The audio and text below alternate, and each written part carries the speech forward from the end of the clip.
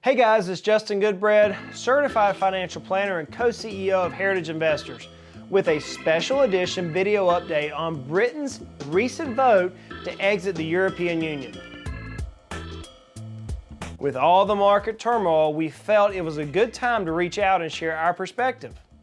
Hey, please stay tuned at the end for a required disclosure statement. I'm going to answer 5 main questions in this video. Number 1, what is the Brexit and why does it matter? Number 2, how could the Brexit affect U.S. markets?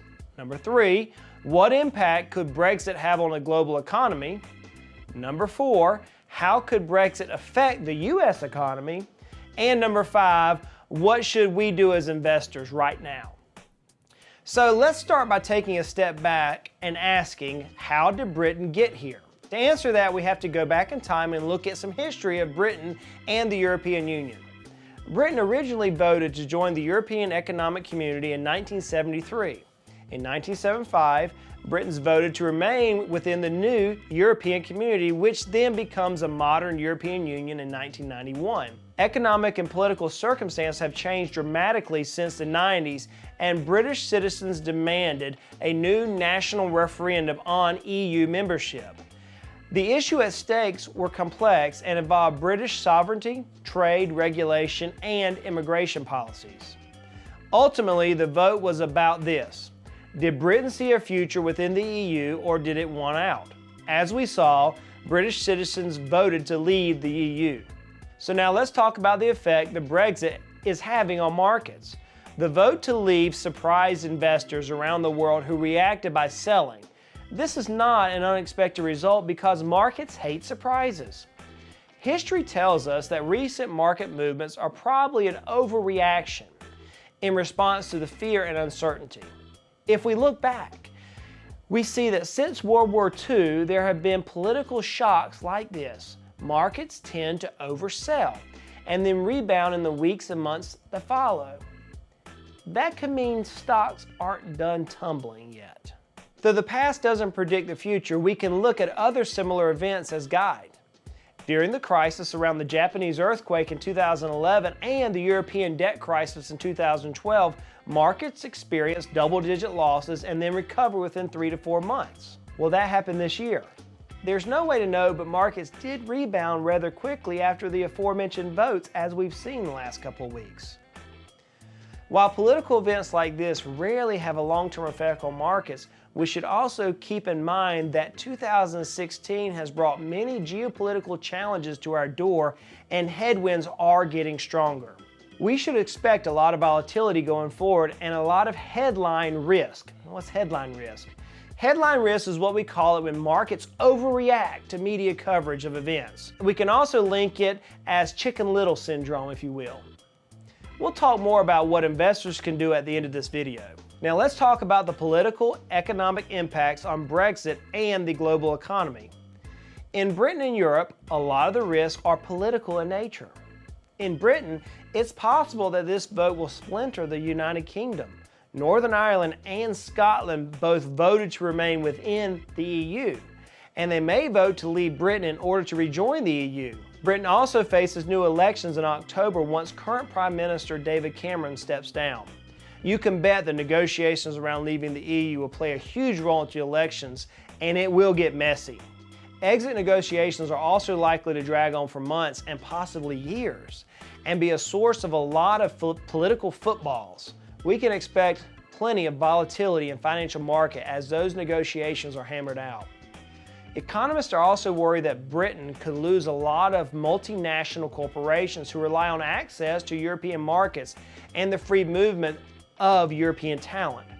See, London is the center of Europe's financial world, and the loss of those financial firms would be a major blow to the British economy.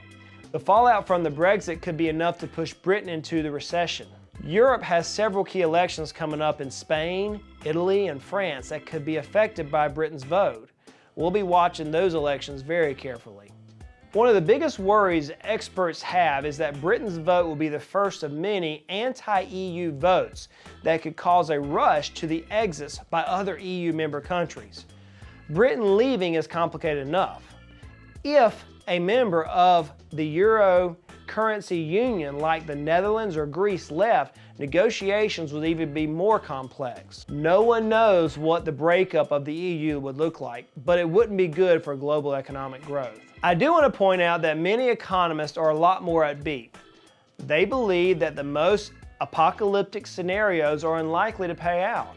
Since Britain and Europe need each other, future negotiations are likely to be favorable to both sides. European leaders are also a lot more likely to make needed reforms to keep their citizens happy and avoid Britain's fate. How will the Brexit affect the US economy? That really depends on how the divorce is negotiated. Again, there's no consensus among economists. Here's what we do know. Trade with Britain accounts for just 0.31% of our GDP, so British problems with trade won't necessarily affect us. We don't foresee any structural changes to the US economy as a result of Brexit. Some US companies and sectors will be more affected by others, particularly those that have more revenue exposure in the UK. We could see an effect of their corporate earnings. However, the dollar is often viewed as a safe haven in times of international turmoil, which is pushing the dollar's value up versus other currency. A strong dollar may weaken demand for US exports, which may drag down economic growth. We should keep in mind the fact that the US is a consumer-driven economy and that wages, the housing market, and improvements in personal finance all support consumer spending right now. Will the Brexit be enough to push the US into a recession? That's really not likely, though it could contribute to weak growth in the next couple of years. We think a major factor will be whether the market turmoil is enough to have a negative impact on business and consumer confidence. If so, we could see a greater effect on the US economy. Britain's vote will likely affect Federal Reserve policy this year. Post-Brexit expectations of rate increase this year have gone down tremendously. Where predictions of a September rate hike were 30% before the Brexit vote, now they stand at 0%. In fact, some experts suggest that rate cuts may even be back on the table if economic growth slows. So let's close by talking about what you and I should be doing right now. First of all, tune out the noise. We're going to see a lot of terrifying headlines about Brexit, and it's not good for your mental or financial health to be glued to the media. Let your professional filter through the news for you and communicate what you need to know. It's one of our most important jobs and services we provide. Second, focus on your own financial goals. Do you know who isn't exiting the EU? You aren't. America isn't. Political events don't change your goals, and it's crucial to avoid emotional reactions. When markets stumble, the smart move is to sit back, take a look at the fundamentals, and make prudent changes where necessary. We're working with our clients to decide if they even need to make a shift in their strategy. Third, regardless of which directions market go, we can expect a bumpy ride. Fear and uncertainty are going to rule the markets for a while, and stocks may tumble even more. Don't panic. Don't panic. It's too soon to tell what the Brexit will mean for markets. No one can agree on a probable outcome yet. Though we don't think Brexit is the end of the world, we want to acknowledge the risk it poses to markets. We believe that bull markets don't die of old age, but we are facing growing headwinds from abroad that may threaten the bulls. We are closely watching economic data and market research as it comes in, and we'll be continually communicating with you in the weeks to come. Right now, your job is to stay calm and focused on what your goals are, knowing that there is a serious professional who's taking care of the details for you. You can stay abreast of the critical information in our weekly market commentaries, monthly video updates, and our upcoming halftime report.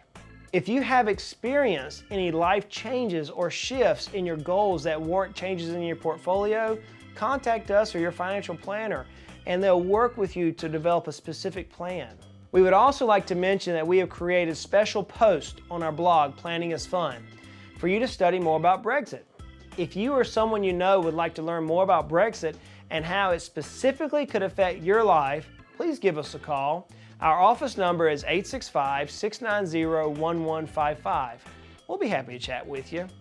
Hey, look, this is Justin Goodbread bringing you a lot of data, a special report on Brexit. Make it a great day.